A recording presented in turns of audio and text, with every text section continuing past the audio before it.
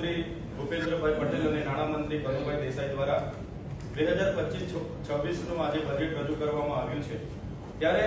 આ વર્ષે 3,70,250 કરોડનું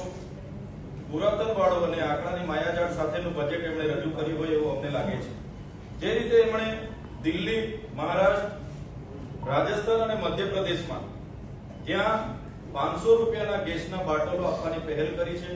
હોળી અને દિવાળી એક ગેસ મુક્ત આપવાની એમણે પહેલ કરી છે, એવી જ રીતે મહિલાઓને 2,500 રૂપિયા આપવાની પહેલ કરી છે, તેવી જ રીતે યુવાનોને બેરોજગાર ભથ્થું આપવાની પહેલ કરી છે, વૃદ્ધ પેન્શન વધાવીને 2,500 આપવાની પહેલ કરી છે। ત્યારે ગુજરાતમાં પણ અઢી દાયકાથી ગુજરાતની પ્રજા એમની સાથે છે, તો અમને આશા હતી કે ગુજરાતમાં પણ એવી જ યોજનાઓ લાવશે અને ગુજરાતના યુવાનો, મહિલાઓ, કિસાનો અને બધાને ન્યાય મળશે। આજે એમણે ગુજરાતમાં આદિજાતિ વિકાસ વિભાગ માટે એમણે જે 5,120 કરોડનું બજેટ એ લોકો લાવ્યા છે, આ બજેટમાં ન્યૂ ગુજરાત પેટર્ન જે આદિજાતિ વિકાસ વિભાગ દ્વારા સંચાલિત ટ્રાઇબલ સપ્લાનમાં દરેક જિલ્લાઓમાં હોય છે, એના દ્વારા એ બજેટ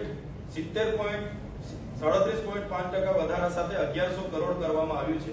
પણ એ બજેટની અંદર અમે જોયું તો ત્યાં પ્રભારી મંત્રીઓ, એનજીઓ, એમની ડિસાઇડ ડેવલપમેન્ટ સપોર્ટ એજન્સી એમને જે કામો સજેસ્ટ કર્યા છે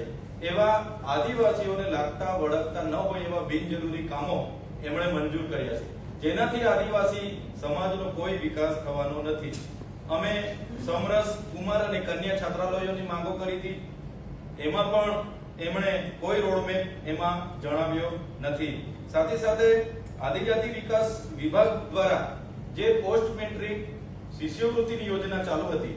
એ શિષ્યવૃત્તિની યોજના અમને આશા હતી કે આ બજેટમાં જે એમણે બંધ કરી છે પુનઃ ચાલુ કરશે, પણ એવી પણ કોઈ પણ જાતની જોગવાઈ એ અમારા ઉચ્ચ અભ્યાસ કરતા વિદ્યાર્થીઓ માટે એમણે કરી નથી। સાથે સાથે શિક્ષણનું એટલું મોટું બજેટ છે 5,59,999 કરોડ, પણ એમાં આદિજાતિ વિસ્તારોમાં આજે પણ શિક્ષકોની ઘટ છે। ત્યારે 22,000 શિક્ષકોની જે ભરતીની પ્રક્રિયા હતી આજે પણ પેન્ડિંગ છે, એને ક્યારે પૂર્ણ કરવામાં આવશે એવી કોઈ પણ જાતની એમણે બહાલી કે આપી નથી। એવી રીતના આરોગ્યમાં પણ આરોગ્ય અને પરિવાર કલ્યાણમાં 23,385 કરોડનું બજેટ છે, એમાં લાખોની સંખ્યામાં આયુષ્માન કાર્ડ આપેલા છે, પણ એની જે એમપેનલ હોસ્પિટલો છે એની પણ નવી યાદી એમણે આપી નથી। સાથે સાથે અમુક મર્યાદિત બીમારીઓમાં જ એ કાર્ડમાં ઈલાજ થાય છે, એના સિવાયની બીજી બીમારીઓમાં એ કાર્ડમાં ઈલાજ થતો નથી। એના વિશે કોઈ પણ રોડ મેપ એમણે તૈયાર કર્યા નથી। સાથે સાથે નર્મદા જળ સંપત્તિ અને કલ્પસર વિભાગમાં 25,641 કરોડની જોગવાઈ કરી છે। ત્યારે આ નહેરોનું કામ હમણાં પૂર્ણ થવા આવશે, છતાં જે આદિવાસી વિસ્તારોમાં નહેરો દ્વારા, કેનાલો દ્વારા, ઉદ્વહન સિંચાઈ યોજના દ્વારા કે પાઇપલાઇનો દ્વારા જે નર્મદા, ઉકાઈ, કરજણ, ગઢાણા કે પાનમમાંથી પાણી સિંચાઈ માટે આપવું જોઈએ, એના માટે પણ કોઈ એમણે પહેલ કરી નથી। સાથે ભાડભૂત બેરેક યોજના માટે 876 કરોડ રૂપિયાની એમણે જોગવાઈ કરી છે, પણ ત્યાં જે લોકોની જમીનો ગઈ છે એની વળતરની કોઈ વાત આમાં જોગવાઈમાં કરવામાં આવી નથી। પ્રધાનમંત્રી આવાસ માટે એમણે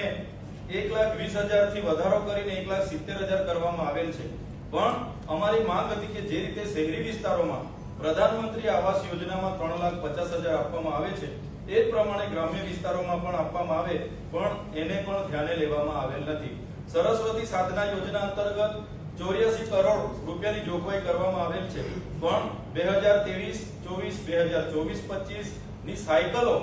આજે પણ જે વિનામૂલ્ય મળવી જોઈએ તે આજ દિન સુધી મળી નથી, એની માટે પણ કોઈ એમણે જોગવાઈ કરી નથી। અને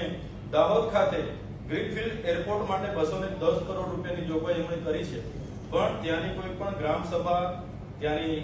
જમીનના માલિકની સહમતિ કે કોઈ પણ જાતની પ્રોસેસ વગર બારોબાર એરપોર્ટની, ગ્રીનફિલ્ડ એરપોર્ટની જરૂર ત્યાં ન હોવા છતાં એમણે જાહેરાત કરી છે। ત્યારે એવી જ રીતે કિસાન સૂર્યોદય યોજનાની એમણે વાત કરી છે, પણ આજે પણ આદિવાસી વિસ્તારોમાં દિવસે વીજળી આપવાની કિસાન સૂર્યોદય યોજના ક્યાંય ચાલુ નથી। અને આજનું જે બજેટ અમે જોયું તો તો સરવાળે અમને એવું લાગી રહ્યું છે કે આ બજેટ પુરાતન વાળું છે, આંકડાઓની માયાજાળ છે અને એમાં કઈ વિશેષ મોંઘવારી પર કંટ્રોલ આવે, ખેડૂતોના ભાવ કઈ વધારા થાય, યુવાનોને કઈ રોજગારી મળે, નાના ઉદ્યોગો, લઘુ ઉદ્યોગો કે પ્રાકૃતિક ખેતી કે જે પણ ગુજરાતની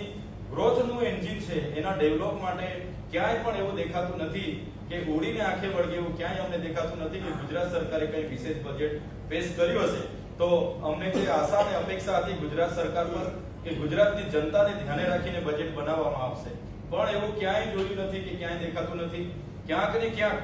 રોડ રસ્તા હોય કે તમામ જગ્યાઓ પર એમના એનજીઓ, કોન્ટ્રાક્ટરો અને એમના પ્રભારી મંત્રીઓના હવાલાના આધીન એમના જે ઇશારે આયોજનો બધા થયા છે, ત્યારે